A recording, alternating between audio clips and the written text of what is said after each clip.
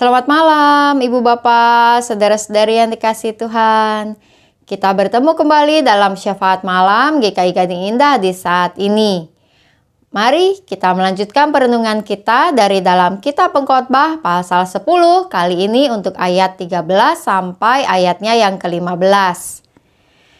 Tombi? Iya. Udah mulai? Iya. Itu renungan. Iya, tapi lagi capek. Wah, habis capek ngapain, Dombi? Abis disasarin orang tadi di jalan. Disasarin orang? Iya. Kenapa? Kan Dombi cari kandang teman Dombi, tanya sama orang, katanya dikasih tahu, oh itu kandang teman Dombi tuh di sana, di kanan. Jadi Dombi ke sana, ke kanan. Taunya dikasih tahu orang, oh ke kiri, salah ke kiri. Dombi cari-cari, ketemu orang lagi, oh salah ke sana, salah arah. Jadi Dombi bolak-balik. Dombi jadi capek cari-cari.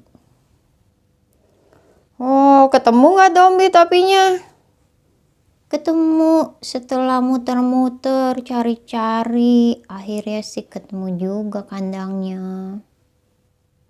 Mungkin mereka niatnya bantu Dombi. Ih, lebih ngebantu kalau mereka bilang nggak tahu daripada so tahu. Cocok nih dengan renungan kita malam hari ini. Renungannya bicara soal mencari jalan menuju kandang teman. Ya, nggak persis begitu Dombi, tapi ngomongin tentang orang yang menjadi sok tahu.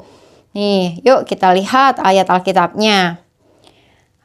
Awal perkataan dari mulutnya adalah kebodohan, dan akhir ucapannya adalah kekonyolan yang mencelakakan.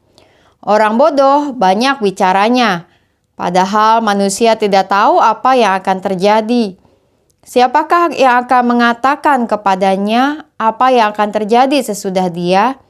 Jerih payah orang bodoh melelahkan dirinya sendiri, karena ia tidak tahu jalan ke kota. Di dalam bagian ini, pengkhotbah masih melanjutkan apa yang kita renungkan dari dalam ayat 12 di Jumat yang lalu.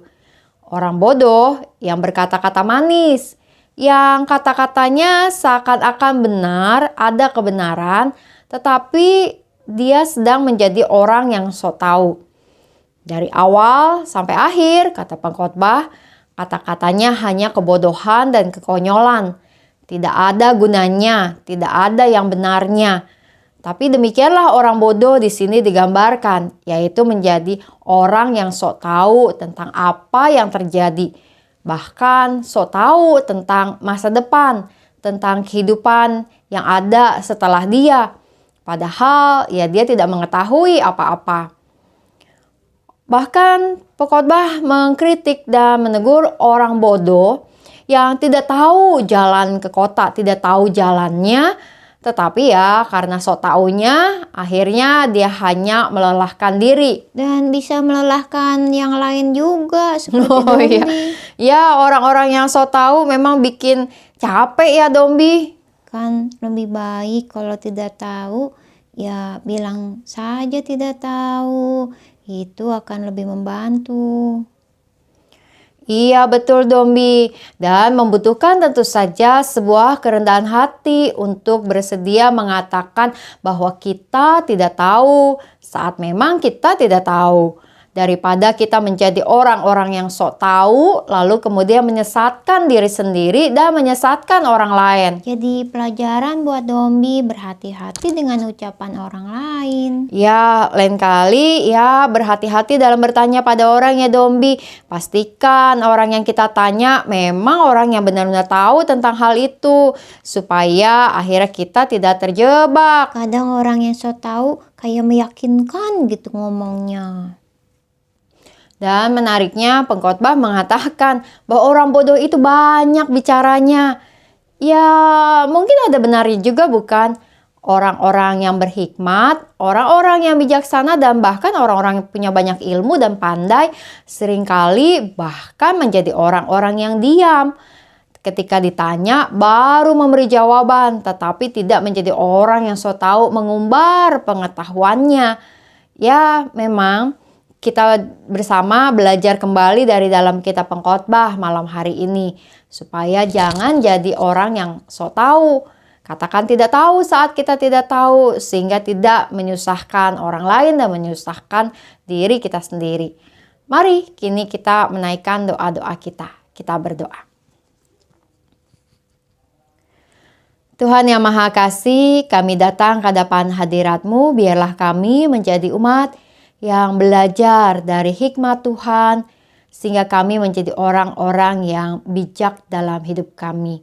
Ketika ada hal-hal yang tidak kami ketahui, Tuhan singkapkan kepada kami apa yang perlu untuk kami ketahui. Dan bahkan berikan kami ya Tuhan juga sebuah kerendahan hati agar kami dapat menjadi orang-orang yang juga berani untuk berkata tidak tahu saat kami tidak tahu. Tuhan, kami berdoa pada saat ini untuk umat-Mu dimanapun berada. Biarlah Engkau yang terus menyertai di dalam setiap perjalanan hidup yang dilalui. Kami berdoa untuk keluarga-keluarga umat-Mu.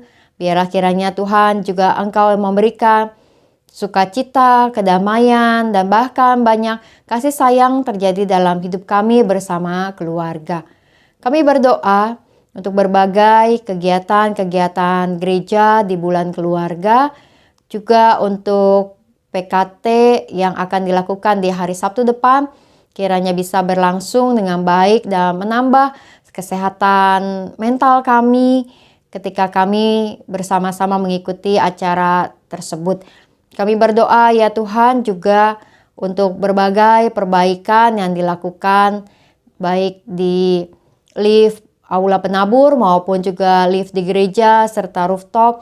Biarlah semua proses berjalan dengan lancar dan membuat fasilitas yang aman dan nyaman untuk dapat digunakan ke depannya. Kami berdoa ya Tuhan juga untuk pernikahan dari Dave dan Melissa esok hari, di dalam semua persiapan dan pelaksanaan biarlah berjalan dengan lancar, dan terutama Engkaulah ya Tuhan yang hadir untuk memberkati rumah tangga mereka yang akan mulai mereka jalani. Kami berdoa juga untuk rencana baptis anak pada tanggal 3 November untuk setiap anak-anak dan orang tua yang akan datang ke hadapan hadirat Tuhan. Biarlah ya Tuhan Engkau yang kiranya memanggil dan melayakkan mereka untuk menjadi bagian dari umat-Mu dan hidup dalam anugerah keselamatan yang Engkau nyatakan.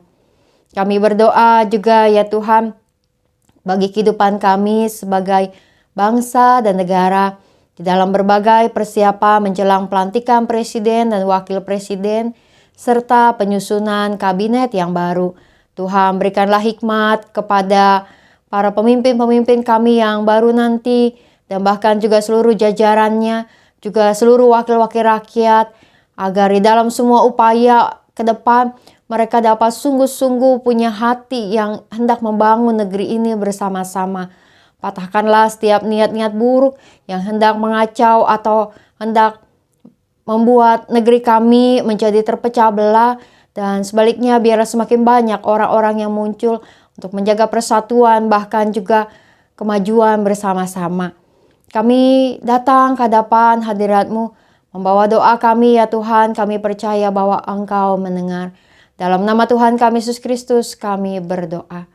Amin. Selamat menjalani malam hari ini Ibu Bapak, Saudara-saudari, dan salam 3S. Sehat, semangat dan sukacita. Tuhan memberkati.